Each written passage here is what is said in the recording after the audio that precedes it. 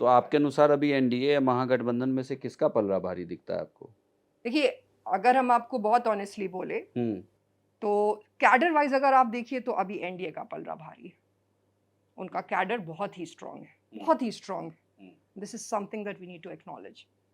Okay. मतलब अगर उन्होंने मतलब जब आप ये बात कह रही हैं तो आप बीजेपी के कैडर की बात कर रही हैं या जेडीयू के कैडर की बात कर रही हैं कि किसकी वजह से ये आपको स्ट्रॉन्ग दिखता है? ये बात आप भी जानते हैं और जो प्रबुद्ध लोग देख रहे हैं वो भी जानते हैं हुँ, कि ये बाकी जितने भी हैं, हुँ। वो तो उन्हीं की उँगली पकड़ के चुनाव जीतते हैं ना, लेकिन बीजेपी की। चेहरा नीतीश कुमार है। चेहरा है, बहुत सारी रीज़न्स की वजह से है, हुँ, लेकिन ये तो कई बार ये प्रूफ हो चुका है कि नीतीश जी अकेले तो चुनाव जीत नहीं सकते। तो चेहरा है, लेकिन कैडर जो है वो बीजेपी का बहुत ही स्ट्रॉन्ग है और बाकी का किसी का भी कैडर स्ट्रॉन्ग नहीं हुँ, है। राजद का, महागठबंधन का समीकरण है एक, वोट बैंक है और हो सकता था, अभी भी हो सकता है, अभी भी देयर इज़ टाइम। हुँ, लेकिन उसके लिए जो उसके मुखिया हैं तेजस्वी जी, हुँ, उनको कुछ नया प्लान लेके आना पड़ेगा। उसी प्लान के बेसिस पे अगर वो सोच रहे हैं हुँ। कि हम बिहार जीत जाएँगे, वो पॉसिबल ही नहीं, नॉट पॉसिबल।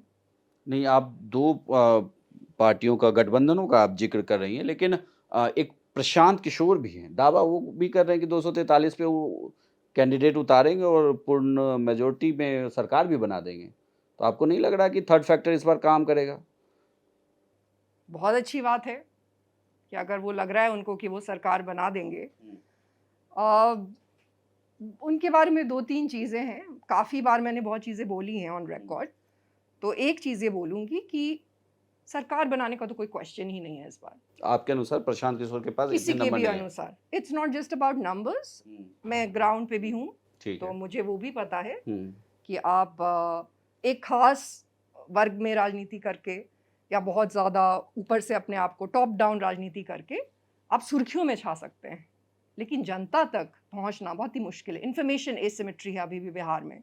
अभी भी बिहार की जो मैक्सिमम जनता है, हुँ। उस तक पहुँचना बहुत ही मुश्किल। नहीं, रीच लेकिन का उन्होंने 1.5 साल तक पदयात्रा की, लगातार अभी भी कर रहे हैं वो।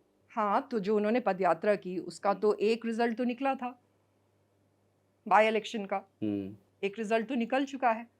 और दूसरी बात ये भी है कि हमने ये बार-बार कहा है कि हुँ। हम डस्टबिन पार्टी कहते हैं। उसका हम क्यों? आपको कारण बताते हैं।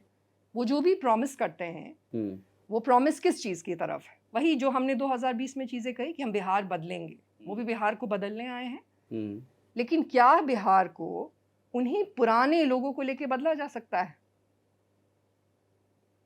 अपने माइंड में हर व्यक्ति को 2 चीज़ें क्लियर करने की ज़रूरत है, हुँ, जब हम बिहार की राजनीति की बात करते हैं। हुँ, एक, कि बिहार में जीत दर्ज करने की हुँ, और दूसरी बिहार बदलने की, 2 डिफरेंट थिंग्स।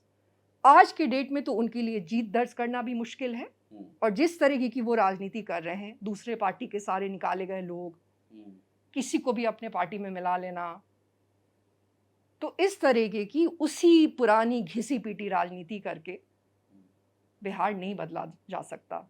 हमने जब 2020 में आपने कहा कि हमने सबसे हुँ, अधिक कैंडिडेट्स को हुँ, टिकट हुँ, दिए, वो हमारा यूएसपी नहीं है। हमारा यूएसपी ये है कि वो सारे कैंडिडेट में से किसी पे भी कोई भी क्रिमिनल चार्जेस नहीं थे। ये हमारा यूएसपी है। हमने सबसे अधिक महिलाओं को महिला उम्मीदवार उतारे, 42 महिला कैंडिडेट्स इन इस ओनली बार 20 उतारेंगे आप? डेज़। इस बार तो 50% उतारेंगे।